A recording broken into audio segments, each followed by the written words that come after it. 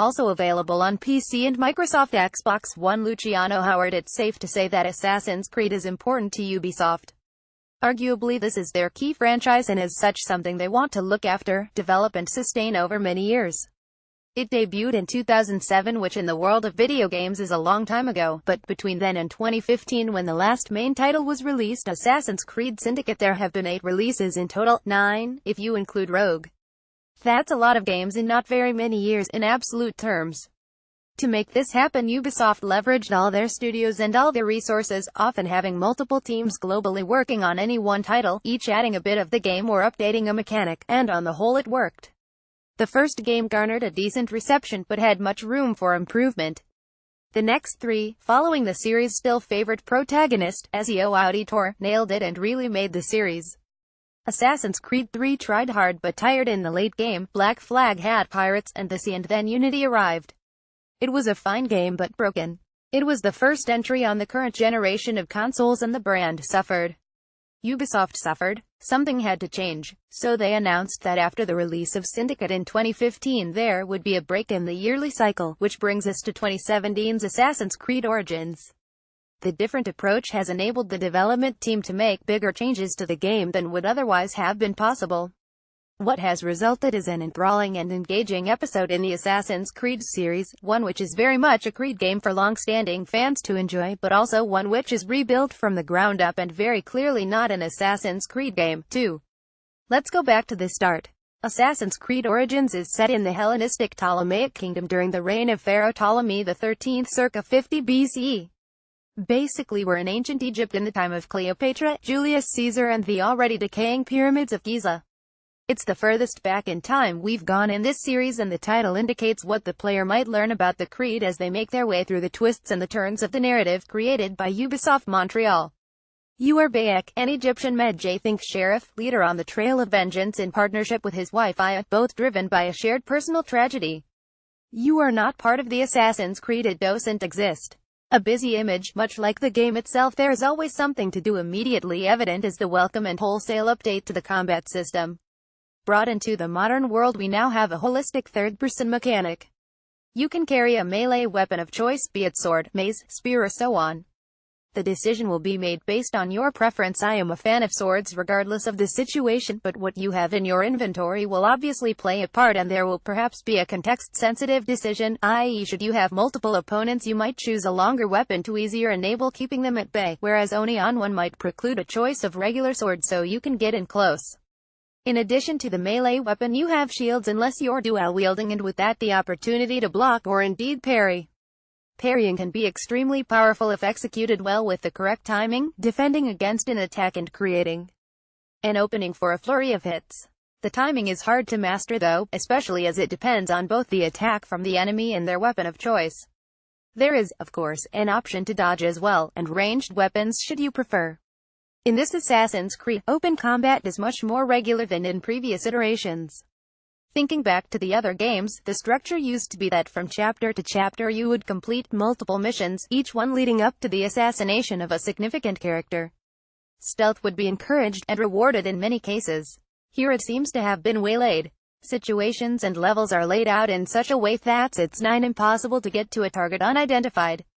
If you do manage it, something else prohibits you from completing the kill and making your getaway. For instance, and getting slightly ahead of ourselves, one mission I tackled was recommended for a level 29 character when I was at the time only level 18. I managed to get into a security camp at night and make my way to the building where resting guards and others slept.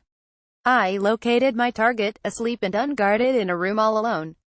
Thinking I could quietly assassinate her and avoid a standard fight which I would definitely lose, I pressed triangle to complete the kill, but instead she woke up having had 5 health points taken off her. I had stabbed her in the head, I had assassinated her. But she didn't die. Thinking back to even the last couple of games, there were some meaty missions where you could choose any number of ways to off your targets quietly and discreetly, kind of like a Hitman game. Here you have effectively got a third-person action-adventure where having a rumble is the way to end things. The pyramids of Giza beautiful. I mentioned levels. In Origins, Ubisoft have gone all the way towards an RPG. We have had leveling and certain RPG-like aspects recently, but here it is full-blown. The whole game structure is an RPG now. Everything you do garners XP, be it finding a new location, killing a hippo, or completing a quest. When you level up you gain an ability point, although there are other ways to gather these as well, finding and completing one of the 12 stone circles, for example, one of a number of special extracurricular activities. Ability points can be spent on gaining abilities detailed on the skill tree. There are 3 branches: warrior all about combat, seer all about getting ahead of the game, e.g. poison darts or being able to move time to dusk or dawn, and hunter all about, well, hunting. Throughout the game enemies will drop loot or you will find it when investigating one of the various types of location. All types of weapon can be obtained via loot drops, and this is one way to get a more powerful weapon more suited to your own level. You can upgrade weapons or your outfit by crafting or visiting a particular type of vendor such as a blacksmith. This is important as you might really like one particular weapon, and by upgrading it you can keep it relevant and useful until the end game. You might like it because of the speed of action, its reach, or perhaps its perks. Some weapons poison anyone they touch, other increase the chance of bleeding, and so on. It's not just the game and character mechanics that have changed and become much more RPG-like. The progression through the game is that way too. You have main quests and side quests and all kinds of things to do as you travel throughout the enormous expanse that is Ptolemaic Egypt. There is an abundance of quests and even more other things to do. In a formal quest you're typically going from place to place, talking to folks, and then being asked to beat some bad guys up or find a missing item or save a particular person. None of the side quests are unusual in what they do. You might get the odd one which feels different to the rest, an investigation, perhaps, where you check out clues in a given area to determine what's happened, but that is just relative to things in-game. Compared to other titles you have something which has borrowed wholesale to find its style and not really innovated within. That would come with the next game, if past Ubisoft titles are anything to go by. If there is one game which Assassin's Creed Origins really makes you think of, it's The Witcher 3.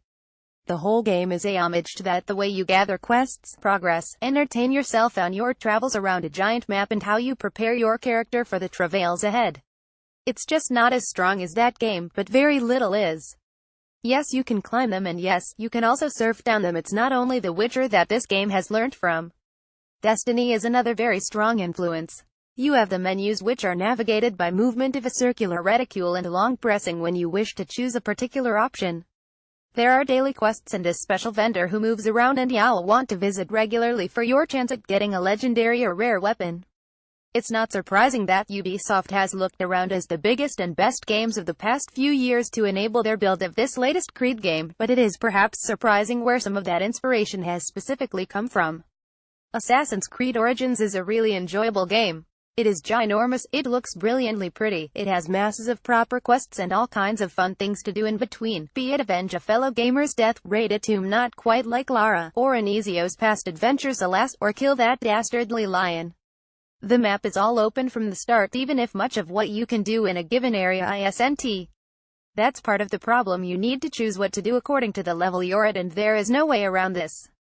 It means even if you just want to blast through the main game, it will take 20 to 30 hours as you'll need to build your level up around doing the main quests.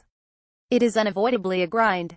But the biggest and most fundamental issue I have with it, and for some it will have cachet and others it might even be a plus, is that despite being very clearly an Assassin's Creed game, it doesn't really play like one. There's no real stealth option.